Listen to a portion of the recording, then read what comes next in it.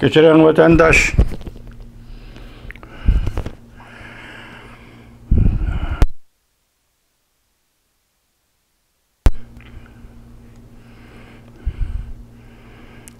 Geçiren vatandaş bugünkü leksiyalarımızda başlayımız. Bugünkü İslah 2021 yıl 8. ayının 17. günü. Bugünkü vaziyetin eysak yanıla Afganistan Taliban meselesi vatandaş görüp oturacağız.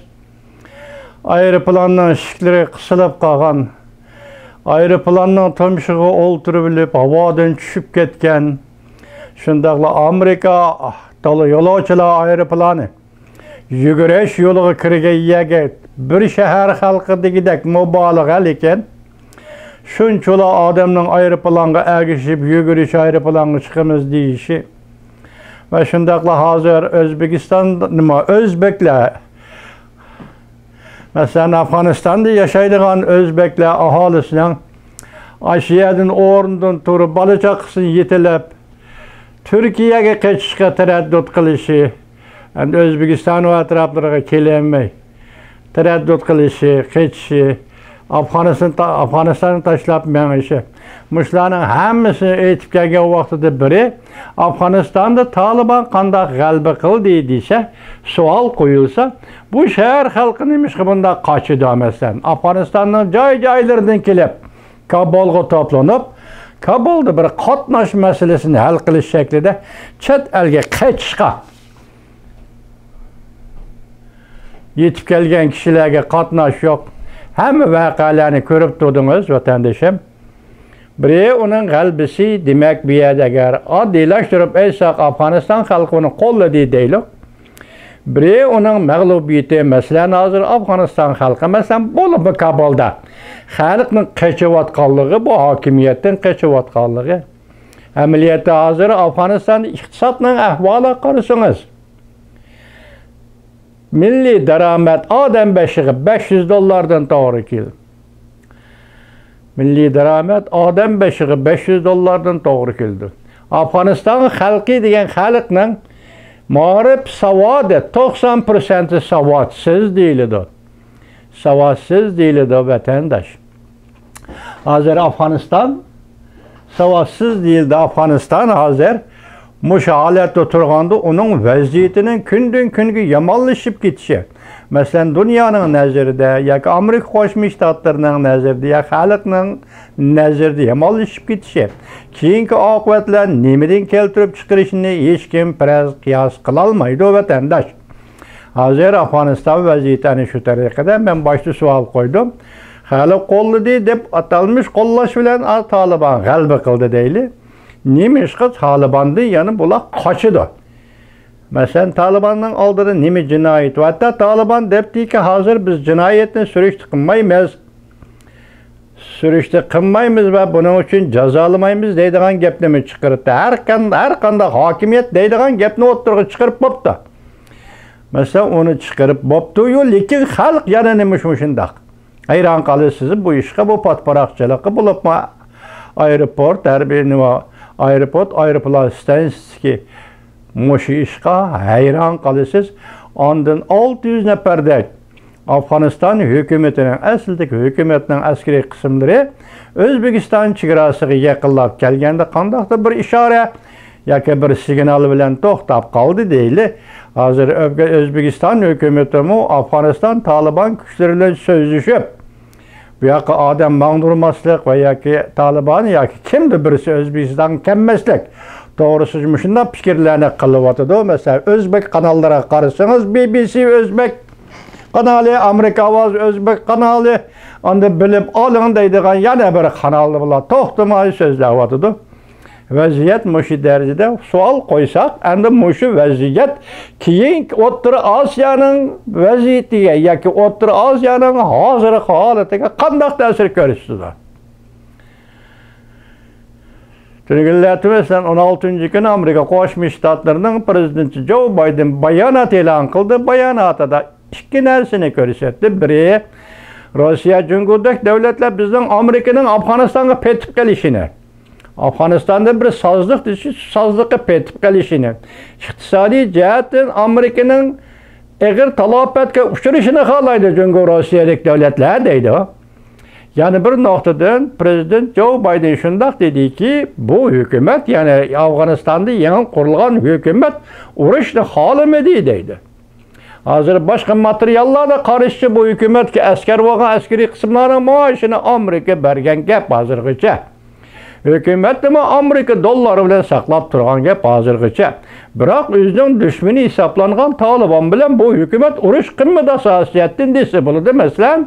Hazır Kabul'ga yıkıllap kelibidi, hiç kandak uruş kılmayla Ashraf Ghani, Prezident Ashraf Ghani Tacikistan'a kaçtı. Bunun gayran kalısız.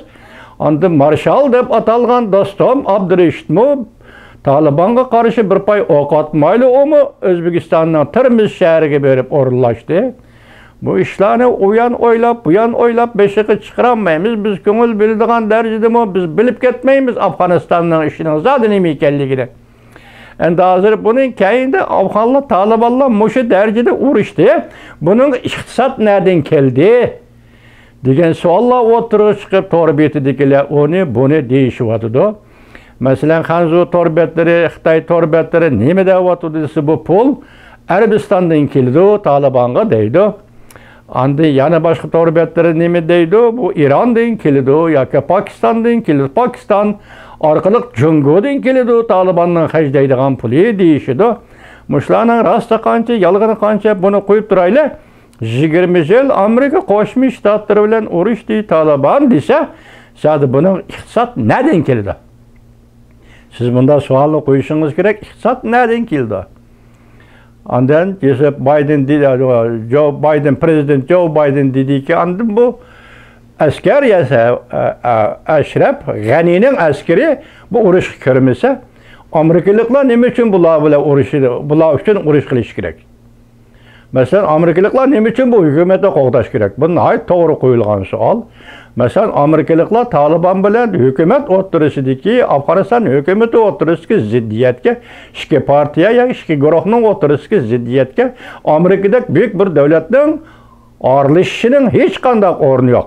Prezident Joe Biden shuni ko'rsatdi. Hozir ish mishada Afg'onistonning ishi, hurmatli vatandoshlar. Bugün sizlerge biz şunun münasebetlik iki parça leksiyani taqdim qilamiz. Bu leksiyada yuqorqi mazmunlar so'zlangan. Qanday savol qo'ysangiz, zaten bu ajoyib bir ish. Ajoyib bir ish. Masalan, elaqa Abdurresh dostumning uyini ko'rdingiz, uyini.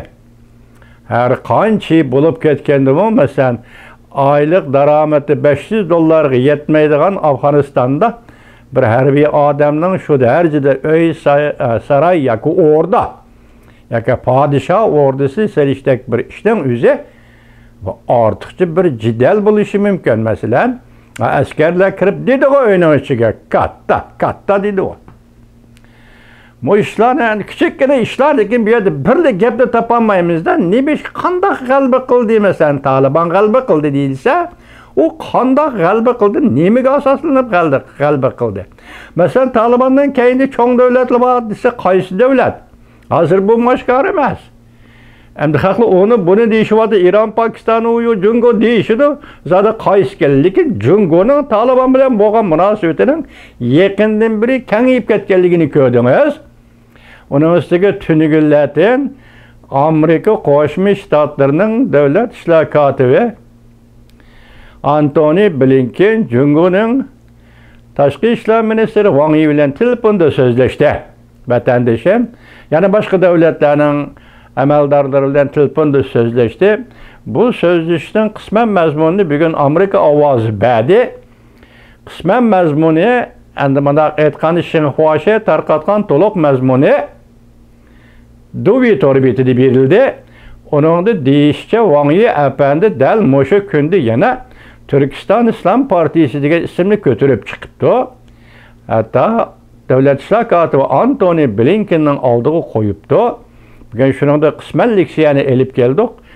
Nemishqa hozir o'zining beshilik ishto'rlik gap qilmay, masalan, Eurosning manbai nima, Kanadada Mingmanjoning taqdiri nima, mush zil va sazgur masalalar to'g'risida gap qilmay, ministr Wang Yi yana nemishqa Uyg'urga islab oldi. Mesela siz oylaysiz, biz oylaymiz. Hazır bu Afganistanның vəziyyətinin dünyaga göstərən təsiri intayin kən, hörmətli vətəndaş, davamlıq təhlil qılımız.